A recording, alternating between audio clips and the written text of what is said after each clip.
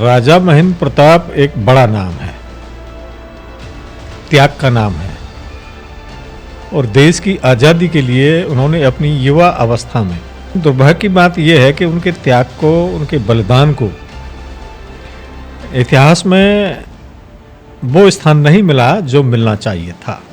देश लौटकर आए तो उनके बच्चों ने उनको पहचानने से मना कर दिया था कि ये हमारे पिता हैं। प्रेम विद्यालय में 1909 में पहली देश की ITI की स्थापना की थी। वीर गोखला ने औरंगजेब जैसे हथियारों से लैस सेना को 3 दिन तक युद्ध कराया था। जल्लाद जब उनके हाथों में यहाँ कुल्हाड़ी मारते थे, पैरों में मारते थे तो खून के फव्वारे निकलते थे। वो फव्वारे निकले तो उनकी फव्वारों की वजह से ये फव्वारा जो आगरा में नाम पड़ा हुआ है, फव्वारा चौक, गोखला जी के खून से जो फव्वारे निकलते थे उसी से पड़ा हुआ है। पता नहीं वो कौन से कारण रहे कि इतिहासकारों ने उन्हें वो प्रॉपर जगह नहीं दी, उचित जगह नहीं दी है जो उनको मिलनी चाहिए थी, जिसके वो हकदार थे। मैं उपेक्षा ही मानूंगा कि ब्रजक्षेत्र को, इतिहास को पूरी तरीके से उबारा नहीं गया है। ये हमारे लेखकों की भी कमी रही है जिन्होंने इतिहास लिखा है। दिल्ली पे जो मेवाड़ का फाटक था, दिल्ली किले में लगा हुआ था, खिलजी जिसे उखाड़ के ले गया था मेवाड़ से, तो उसको महाराजा सूरजमल उखाड़ लाए थे। ये ताजगंज जो आज पड़ा हुआ है, इससे पहले इसका नाम नवलगंज था, जो महाराजा सूरजमल के बेटे थे राजा नवल से। शायद आख्या अभी तक नहीं भेजी गई है, तो 2-1 दिन में अब जिलाधिकारी महोदय से मिलेंगे और उस आख्या को भिजवाने का काम करेंगे, नहीं तो दूसरे रास्ते हैं। नमस्कार, मैं हूं हिमेश वित्तरिया और आप देख रहे हैं लोकवार्ती पॉडकास्ट। राजनीति और समाज सेवा में कुछ लोग अपने पद से नहीं बल्कि अपने निरंतर कार्यों और निष्ठा से अपनी पहचान बनाते हैं। आज हमारे साथ एक ऐसी ही शख्सियत मौजूद है जो लंबे समय से सामाजिक सरोकारों और जनहित के मुद्दों को लेकर सक्रिय है। हाँ, मैं बात कर रहा हूँ कप्तान सिंह चाहर जी की। कप्तान सिंह चाहर राष्ट्रीय लोकदल RLD के प्रदेश उपाध्यक्ष के रूप में राष्ट्रीय अध्यक्ष जयंत चौधरी के सहयोगियों में गिने जाते हैं। इसके साथ ही अखिल भारतीय जाट महासभा के आप जिलाध्यक्ष के नाते समाज को एकजुट करने, इतिहास की गौरवशाली विरासत को सहेजने और युवाओं को सही दिशा दिखाने के प्रयासों में लगे रहते हैं। चाहे क्षेत्र की समस्याएं हों या नीतिगत स्तर पर जनता की आवाज़ बुलंद करनी हो, कप्तान सिंह चाहर जी हमेशा तत्पर नजर आते हैं। हाल ही में मलपुरा में राजा महेंद्र प्रताप सिंह की पुण्यतिथि पर आयोजित कार्यक्रम में इन्होंने भारत रत्न की मांग को प्रमुखता से उठाया है। अखिल भारतीय जाट महासभा के जिलाध्यक्ष और रालोद के प्रदेश उपाध्यक्ष कप्तान सिंह चाहर जी आज हमारे साथ चर्चा के लिए हमारी स्टूडियो में मौजूद हैं। नमस्कार कप्तान साहब जी, बहुत बहुत स्वागत है आपका लोकवार्ती में।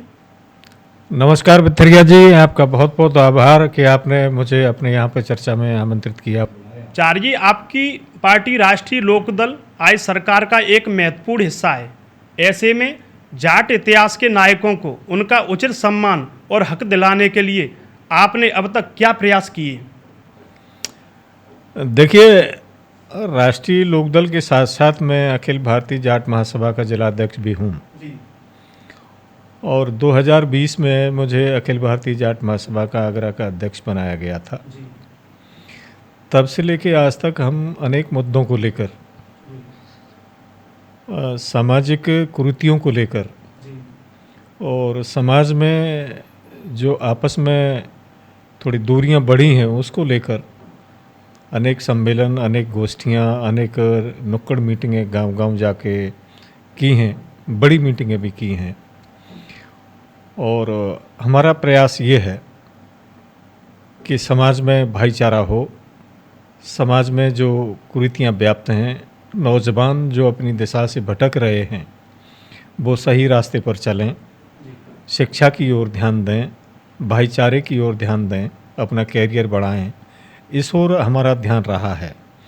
साथ ही जन समस्याओं को लेकर मैं छात्र जीवन से ही आज तक मुखर रहा हूँ और आप लोगों के माध्यम से ये जन समस्याएं, युवाओं की समस्याएं, किसानों की समस्याएं, मजदूरों की समस्याएं, गरीबों की समस्याएं, इनको लेकर आवाज़ बुलंद की है।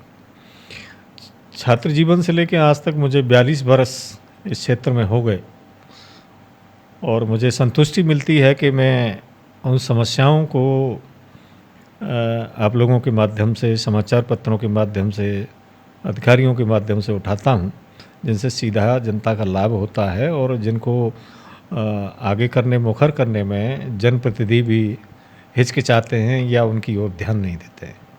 मैं ये पूछना चाह रहा हूँ आपसे कि मलपुरा में भी एक कार्यक्रम हुआ था राजा महेंद्र सिंह को लेकर के, तो उसमें मांग भी उठी उनको भारत रत्न दिलाने की और आपने उसमें सहयोग भी किया था। तो इस मामले को अपनी सरकार तक आप कैसे पहुंचाएंगे? राजा महेंद्र प्रताप एक बड़ा नाम है, त्याग का नाम है और देश की आज़ादी के लिए उन्होंने अपनी युवा अवस्था में देश को छोड़ दिया था। देश छोड़ के बाहर चले गए और वहाँ पे आज़ादी की अलख जगाई और रूस, जर्मनी, जापान, अफ़गानिस्तान जैसे अनेक राष्ट्रों से देश की आज़ादी के लिए समर्थन मांगा और पहली सम्मिलित सरकार अफ़गानिस्तान में उन्होंने काबुल में गठित की थी। उस सरकार को कई राष्ट्रों की मान्यता प्राप्त थी। वह उसके राष्ट्रपति चुने गए थे और मौलाना बरकतुल्लाह खान प्रधानमंत्री चुने गए थे।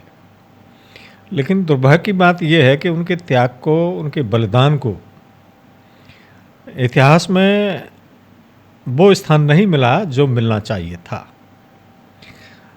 राजा साहब ने अपने 32 बरस जीवन के, जवानी के, देश की आज़ादी के लिए विदेशों में गुजारे और मैंने ये अच्छी तरह पढ़ा और जाना है क्योंकि वो मुरसान रियासत में पैदा हुए और हाथरस के राजा घनश्याम सिंह जी ने उन्हें गोद ले लिया था। तो 32 बरस उन्होंने विदेश में रह के आंदोलन चलाया और जब वो आए थे देश लौटकर आए तो उनके बच्चों ने उनको पहचानने से मना कर दिया था कि ये हमारे पिता हैं। इतना लंबा समय हो गया था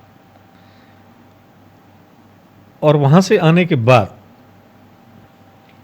उन्होंने सबसे पहले देश के अंदर प्रेम विद्यालय में 1909 में पहली देश की ITI की स्थापना की थी। उसमें पंडित मदन मोहन मालवीय जैसी शख्सियत वहाँ पे आई थी। अपने महलों को और 5 गांवों की जो रॉयल्टी आती थी उसको मैनेजमेंट के लिए, कॉलेज के खर्चे चलाने के लिए उन्होंने दान दिया था। और जो उनकी पत्नी महारानी साहिबा, रानी साहिबा के लिए जो महल थे उनमें आज भी प्रेम विद्यालय का छात्रावास वहाँ पर मौजूद है। और एक बात और मैं आपकी जानकारी में दे दूं कि 1932 में उन्हें नोबेल पीस प्राइज़ के लिए महात्मा गांधी जी के साथ नॉमिनेट किया गया था। ए नीलसन ने उनके बारे में लिखा था कि राजा महेंद्र प्रताप जी ने वास्तव में देश की आज़ादी के लिए और विश्व शांति के लिए जो प्रयास किए हैं, उन प्रयासों को देखते हुए उन्हें नोबेल पीस प्राइज़ दिया जाए। लेकिन ये दुर्भाग्य कहा जाएगा कि जो नोबेल पीस प्राइज़ की जो कमेटी है उसने ये कहते हुए मना कर दिया था कि हम इंडियंस को ये प्राइज़ नहीं दे सकते। अब विश्व शांति पुरस्कार के लिए 1932 में उन्हें नॉमिनेट किया गया, न मिला वो अलग बात है, लेकिन हमारे देश में उन्हें भारत रत्न नहीं दिया गया। इतने बड़े त्यागी पुरुष को उन्होंने मथुरा से निर्दलीय सांसद का चुनाव लड़ा था और देश की बड़ी शख्सियत और जो प्रधानमंत्री भी रहे। 1915 में भारत की विदेश में पहली सरकार बनाई और उसके बाद भी इतिहासों में उनको जो होना चाहिए, उनके लिए जो भूमिका होनी चाहिए वो नहीं उनको मिली। मैं उसी पे कह रहा था कि मथुरा से वो सांसद भी रहे और देश की बड़ी शख्सियत, बड़े नेता आदरणीय स्वर्गीय अटल बिहारी वाजपेयी जी को उन्होंने चुनाव में हराया था। और इतना बड़ा त्याग होने के बावजूद न तो उन्हें भारत रत्न मिला और न ही उन्हें इतिहास के पन्नों में वो जगह मिली जिसके वो हकदार थे। इसको लेकर हम समय समय पर प्रयास करते रहते हैं, ज्ञापनों के माध्यम से, गोष्ठियां करके, सरकार को उचित माध्यम से ज्ञापन भेजकर ये मांग करते रहते हैं कि जिस शख्सियत को नोबेल पीस प्राइज़ के लिए नॉमिनेट किया गया हो उसको भारत रत्न तो मिलना ही चाहिए। और उन्होंने मथुरा वृंदावन की नहीं, अपनी हाथरस की, मुरसान की सारी संपत्तियां देश के लिए दान कर दी थी। और सबसे बड़ी बात, आज जो यूएनओ है, संयुक्त राष्ट्र संघ है, उसकी परिकल्पना राजा महेंद्र प्रताप जी ने की थी। वो संसार संघ की स्थापना वो चाहते थे और उनका मानना था कि प्रेम धर्म ही सबसे बड़ा धर्म है, बाकी कोई धर्म नहीं है। और पीटर प्रेम प्रताप के नाम से उन्होंने समाचार पत्र भी निकाला था। आगरा में भी काफ़ी दिनों तक वो निकला, लेकिन समय की बात है कि अब वो सब बंद हो गए। वीर गोकुला जाट को भी लेकर के मैं पूछना चाहूँगा कि इन्होंने भी कड़ा संघर्ष किया था समाज के लिए, उनको भी जो उनकी पहचान होनी चाहिए वो आज तक नहीं मिली।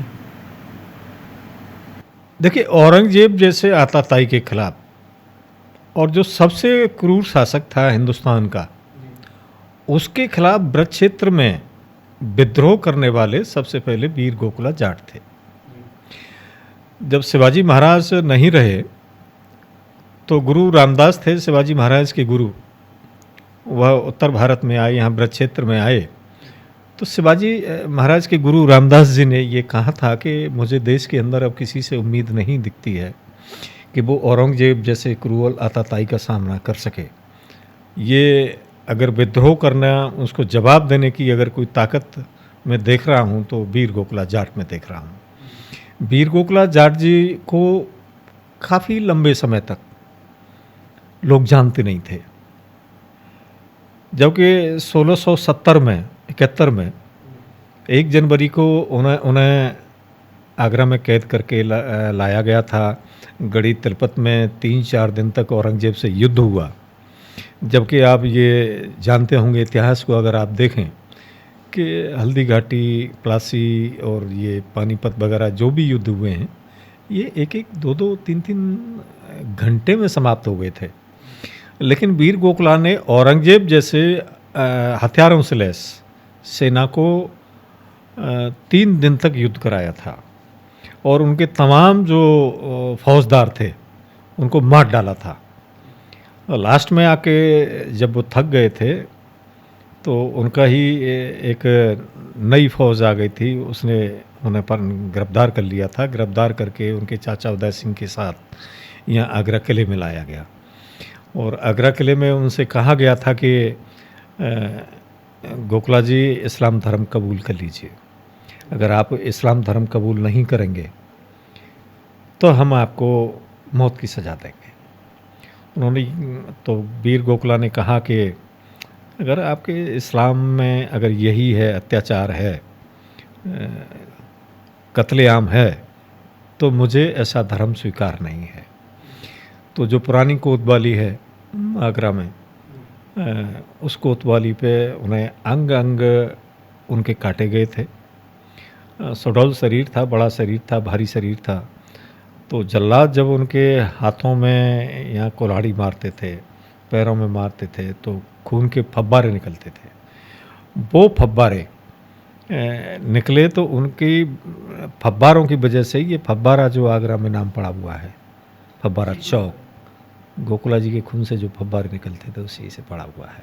ये लोगों को इस इतिहास के बारे में भी जानकारी पूरी तरीके से है नहीं थी, लेकिन अब काफ़ी हो गई है, क्योंकि हमने प्रयास किए थे और मेयर नवीन जैन जी ने अखिल भारतीय जाट महासभा के प्रस्ताव पर आगरा किले के सामने गोखला जी की बड़ी अश्वारोही प्रतिमा लगवाई है। हम लोग हर वर्ष 1 जनवरी को वहाँ पे विचार गोष्ठी और हवन वगैरह करके उन्हें श्रद्धासुमन अर्पित करते हैं और जनता काफ़ी उसमें बड़ी संख्या में भाग लेती है। तो ये पहला काम हुआ था। और दूसरी उनकी प्रतिमा, जो उनका क्षेत्र है बिशावर क्षेत्र, सादाबाद विधानसभा में आता है, इस समय हाथरस डिस्ट्रिक्ट है, तो उसमें भी वहाँ बड़ी प्रतिमा लगी है। अब तीसरी प्रतिमा उनकी सोनारी मोड़ पर भी लग चुकी है, अभी उसका इनॉर्गेनाइजेशन होना बाकी है। एक हमने ज्ञापन दिया था यहाँ पे आगरा की मेयर साहिबा को, हेमलता दिवाकर जी को, और उनसे अनुरोध किया था कि ज़्यादा नहीं तो एक छोटी प्रतिमा कोतवाली पे लगवाइएगा, और फब्बारे पे जहाँ अग्रसेन चौक है, जहाँ फब्बारा लगा हुआ है, वहाँ पर एक शिलालेख लगवा दीजिए कि इसका नाम फब्बारा क्यों पड़ा। और यहाँ पे ऐसे महान योद्धा ने औरंगजेब के खिलाफ विद्रोह किया, लड़ाई लड़ी क्षेत्र की जनता के लिए, उसकी आज़ादी के लिए, उसके अत्याचारों से मुक्ति दिलाने के लिए, जिसके नाम से पूरा भारतवर्ष थर्राता था। लेकिन वो वहाँ पे गई, जगह देख के आई, समाचार पत्रों में छपा, लेकिन अभी तक कोई कार्रवाई नहीं हुई है। बड़े दुख की बात है। और ये भी मैं यहाँ पे कहना चाहूँगा कि संघ के एक बड़े नेता अभी कुछ माह पहले ब्रज क्षेत्र कार्यालय के उद्घाटन के अवसर पर आए थे, तो उन्होंने कहा था कि ये बड़े शर्म की बात है कि गोखला जैसी शख्सियत की आगरा में प्रॉपर स्थान नहीं, उनकी प्रतिमा उस जगह पर लगनी चाहिए जहाँ पे उनका बलिदान हुआ। उसमें फ़ोटो खिंचा के चली आई है मेयर साहिबा, अभी कोई कार्रवाई आगे तो नहीं बढ़ी है, लेकिन मैं आपके पॉडकास्ट के माध्यम से, आपके माध्यम से उनसे अपील करना चाहूँगा कि वो इस मुहिम को आगे बढ़ाएं, वहाँ शिलालेख लगवाएं और गोखला जी की प्रतिमा को वहाँ पे स्थापित कराने का काम करें।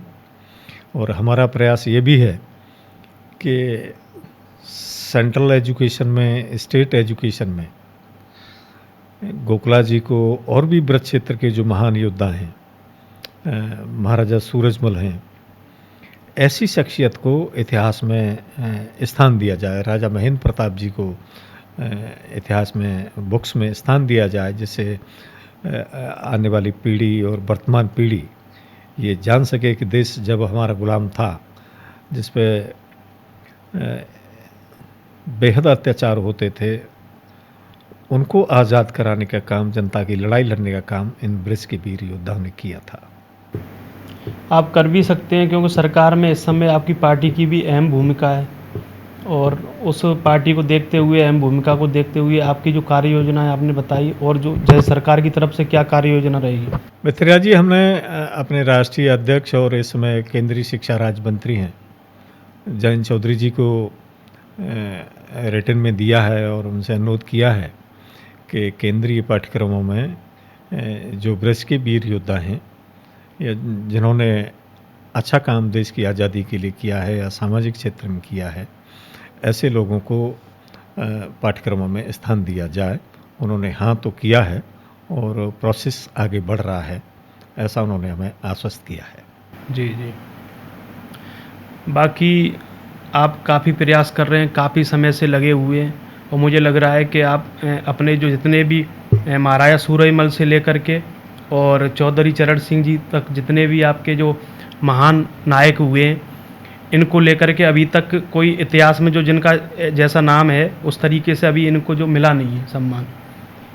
देखिए, ये हकीकत बात है कि जिन लोगों ने सामाजिक क्षेत्र में और किसानों को एकजुट करने के लिए या मुग़लों से लड़ाई लड़के, अंग्रेज़ों से लड़ाई लड़के जो जनता के लिए काम किया, पता नहीं वो कौन से कारण रहे कि इतिहासकारों ने उन्हें वो प्रॉपर जगह नहीं दी, उचित जगह नहीं दी है जो उनको मिलनी चाहिए थी, जिसके वो हकदार थे। और ब्रज क्षेत्र की इतिहास के मामले में मैं उपेक्षा ही मानूंगा कि ब्रज क्षेत्र को, इतिहास को पूरी तरीके से उबारा नहीं गया है। ये हमारे लेखकों की भी कमी रही है जिन्होंने इतिहास लिखा है। चौधरी चरण सिंह जी ने ऐसे समय में समाज के कमज़ोर वर्ग का, किसानों का नेतृत्व किया था जब जवाहरलाल नेहरू जी जैसी शख्सियत की तोती बोलती थी और उनके सामने कोई बोलने की हिम्मत नहीं रखता था। तब उन्होंने अनेक ऐसे मुद्दे रखे नेहरू जी के सामने जो जनता के हित के थे, और जब बात नहीं बनी तो वो कांग्रेस से अलग हो गए। कांग्रेस से अलग होने के बाद में चौधरी चरण सिंह वो शख्सियत थे कि वो अलग भी खड़े हो जाते थे तो जनता उनके साथ खड़ी हो जाती थी, और जातिवाद के वो घोर विरोधी थे। उनकी बेटियों ने भी शादियां अलग अलग बरादरियों में की थी, और बड़ौत में जाट कॉलेज था तो जाट कॉलेज पर उन्होंने बैन लगा दिया, जैसे यहाँ राजपूत कॉलेज था बिचपुरी में, BBRI बलवंत राजपूत। तो ऐसे स्कूलों पे कि जाति के नाम पे जो संस्थाएं चल रही हैं इनको बंद किया जाए, इनको बंद कराने का काम किया था। तो इसके बावजूद बरादरी का ठप्पा लगना ये दुखदाई है। सत्ता में और संगठन में दोनों में आपकी अहम सक्रियता है, और समाज की जो कुरीतियाँ हैं जैसे नशा वगैरह लेकर के, इनको लेकर के आप किस तरीके से काम कर रहे हैं? भितरिया जी, मेरा एक मानना है कि सिर्फ जाट समाज ही नहीं, हमारी हर बरादरी का युवा इस समय भटक रहा है। मोबाइल के ज़बरदस्त शौक, मसाला खाना, सिगरेट पीना, शराब का सेवन, ये कुछ ऐसे शौक लग गए हैं जो पता नहीं नौजवानों को कहाँ से कहाँ ले जा रहे हैं। मोबाइल पे इतना शौक लग गया है बच्चों में, लड़के और लड़कियों में भी, कि वो घर में माँ बाप से ज़्यादा, पढ़ने से ज़्यादा इस पर टाइम दे रहे हैं, जो समाज के लिए घातक है। और हम लोग अपनी समाज में अनेक गांवों में जाके मीटिंग करते हैं, बड़ी बड़ी मीटिंगें भी करते हैं। तो इसके माध्यम से हम अपील करते हैं और लोगों से कहते हैं कि नशाखोरी से दूर हटिएगा, समाज में जो व्याप्त कुरीतियाँ हैं उनसे दूर रहिएगा, नौजवान अपनी पढ़ाई पर ध्यान दें, और पढ़ेंगे तभी करियर बनेगा। ये जो नशाखोरी में और दूसरे व्यसनों में जो खर्चा खराबी हो रही है उससे दूर रहें, करियर बनाएं। और हमारे समाज में तो एक बड़ा लंबा प्रचलन चल गया है, पर्टिकुलर हमारे चारवाटी क्षेत्र में, कि बड़े से बड़े भंडारे कर रहे हैं, मृत्यु भेज में या भागवत भंडारे के माध्यम से बड़े से बड़े भंडारों का आयोजन कर रहे हैं। 10-10, 20-20, 30-30, 40-40 लाख रुपए का खर्चा कर रहे हैं। तो हम लोग जाते तो हैं, लेकिन वहाँ पे समाज के लोगों से बात करते हैं कि इतने बड़े भंडारे न करके सीमित करिएगा, और इस पैसे को बच्चों की शिक्षा पे लाइब्रेरी खुलवाइएगा, कोचिंग सेंटर्स खुलवाइएगा, और बच्चों की पढ़ाई लिखाई, अच्छी तालीम पे ध्यान दीजिएगा। ये अपील कर रहे हैं।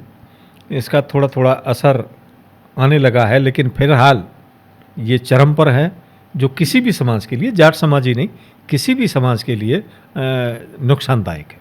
आपका बड़ा लक्ष्य क्या है अब? रालोद के संगठन का विस्तार, या समाज सेवा, या राजा साहब को भारत रत्न दिलवाना? देखिए, मेरे तीनों ही लक्ष्य हैं। राजा महेंद्र प्रताप को भारत रत्न मिले, और ब्रज के वीर योद्धाओं की आगरा में स्मृति द्वार बने। महाराजा सूरजमल, जिन्होंने आगरा किले पर 12 जून 1761 को कब्जा किया था, आगरा किले के समक्ष उनकी प्रतिमा लगे, और कुछ मार्गों के नाम, पार्कों के नाम जो अन्य महापुरुषों के नाम पे हुए हैं, लेकिन ब्रज के वीर योद्धाओं के नाम पर शायद ही कोई ऐसा पार्क और जगह मार्ग का नाम हो। तो ये बड़ी दुखद बात है, और मेयर साहब से भी हमने कहा है। और जहाँ तक मेरी बात है कि राष्ट्रीय लोकदल से जुड़े हुए मुझे 42 बरस हो चुके हैं, और राष्ट्रीय लोकदल की मजबूती के लिए चौधरी अजीत सिंह जी से लेके चौधरी चरण सिंह जी को आदर्श मानकर जो काम मैंने शुरू किया, उस मुहिम में मैं आज भी लगा हुआ हूँ। और ये मेरा प्रयास है कि राष्ट्रीय लोकदल आगरा में अपना खोया हुआ गौरव, खोई हुई ताकत प्राप्त करे। एक समय हमारे यहाँ पे 3-3, 4-4 विधायक हुआ करते थे, 2-2 मंत्री हुआ करते थे, लेकिन हम लोगों की सांगठनिक कमजोरी और जो धार्मिक मुद्दे समाज के बीच में आए, उन्होंने राष्ट्रीय लोकदल को ज़्यादा कमज़ोर किया। लेकिन पुनः जयंत चौधरी के नेतृत्व के प्रति लोगों में आस्था बढ़ रही है, विश्वास बढ़ रहा है। तो मुझे पूरा विश्वास है कि हम लोग प्रयास करके राष्ट्रीय लोकदल के खोए हुए गौरव को प्राप्त करेंगे और जो ब्रज के वीर योद्धा हैं उनके स्मृति में यहाँ पे आगरा ही नहीं, पूरे ब्रज क्षेत्र में स्मृति द्वार बने, मार्गों के नाम रखे जाएं, पार्कों के नाम रखे जाएं और पाठ्य पुस्तकों में उनके इतिहास को शामिल किया जाए। मैं तो धन्यवाद दूंगा महाराष्ट्र सरकार को कि शिवाजी महाराज तो यहाँ औरंगजेब के कहने पर मनसबदारी के लिए आए थे और जो रैंक उन्हें दी गई थी उस रैंक में उन्होंने असहमति जाहिर की थी, तो औरंगजेब ने उन्हें कैद कर लिया था। तो यहाँ से जिस दिन वो आज़ाद होकर निकले, किसी भी माध्यम से निकले, उस दिन को मनाने के लिए महाराष्ट्र सरकार आगरा में आती है, आगरा किले में सांस्कृतिक कार्यक्रम करती है और जनता के बीच में शिवाजी महाराज को पहुंचाने का काम करती है। लेकिन महाराजा सूरजमल ने तो 13-14 साल यहाँ पर शासन किया था। उनके बेटे जवाहर सिंह ने दिल्ली को जीता था और दिल्ली पे जो मेवाड़ का फाटक था, दिल्ली किले में लगा हुआ था, खिलजी जिसे उखाड़ के ले गया था मेवाड़ से, तो उसको महाराजा सूरजमल उखाड़ लाए थे। भरतपुर के किले में वो अभी भी लगा हुआ है। तो ये जैसे किशोरपुरा है, किशोरपुरा महाराजा सूरजमल की रानी थी किशोरी, उनके नाम पे है। ये ताजगंज जो आज पड़ा हुआ है, इससे पहले इसका नाम नवलगंज था, जो महाराजा सूरजमल के बेटे थे राजा नवल सिंह। हाँ, नवलगंज था पहले। और जो जमा मस्जिद के पास कपड़ा मार्केट है आज भी उसे महाराजा जवाहर सिंह ने, जो जब सूरजमल जी के बेटे थे, उन्होंने बनवाया था। भरतपुर हाउस था। तो ये तमाम किंवदंतियाँ हैं जो आज जीवंत हैं, उनकी निशानियाँ हैं। गोकुलपुरा में राजा जी का मंदिर है, वो भी उन्होंने ही बनवाया था। तो महाराजा सूरजमल की प्रतिमा के लिए हमने अनेक बार मुख्यमंत्री जी को ज्ञापन भेजे हैं और हमारे विधायक हैं राष्ट्रीय लोकदल के डॉक्टर अजय कुमार जी, उनके माध्यम से मुख्यमंत्री जी को हमारा ज्ञापन पहुंचा। उन्होंने पत्र भी भेजा और मुख्यमंत्री जी के यहाँ से आगरा जिलाधिकारी से आख्या मांगी गई है 10 बिंदुओं पर। हमसे जगह पूछी गई थी तो हमने कहा था कि शाहजहाँ पार्क के सामने जो पार्किंग है शाहजहाँ पार्क की, उसमें महाराजा सूरजमल की, जवाहर सिंह जी की प्रतिमाएं लगाई जा सकती हैं और उनको सम्मान यहाँ पे दिया जा सकता है। लेकिन मेरे संज्ञान में अभी आया है कि शायद आख्या अभी तक नहीं भेजी गई है। तो 2-1 दिन में अब जिलाधिकारी महोदय से मिलेंगे और उस आख्या को भिजवाने का काम करेंगे। नहीं तो दूसरे रास्ते हैं, उस रास्ते को अपनाकर फिर ये काम तो हम कराएंगे, ये हमारा लक्ष्य है। मेरा आखिरी आपसे प्रश्न और है कि हमारी जनता को, हमारे दर्शकों को क्या संदेश देना चाहेंगे? मैं आपके इस लोकप्रिय पॉडकास्ट के माध्यम से मैं कहना चाहूँगा कि देश की जो परिस्थितियाँ हैं उनके प्रति जागरूक रहें, सही का समर्थन करें और गलत का विरोध करें। अंधे होकर कोई भी चीज़ को सपोर्ट करना भी गलत है और जो समझदार लोग हैं, जागरूक लोग हैं, पढ़े लिखे लोग हैं, उनका राजनीति में आना और जनता को जागरूक करने का भी धर्म बनता है। ऐसे में उनसे आपके पॉडकास्ट के माध्यम से विनम्र निवेदन करना चाहता हूँ, अपील करना चाहता हूँ। जी, बहुत बहुत धन्यवाद आपका।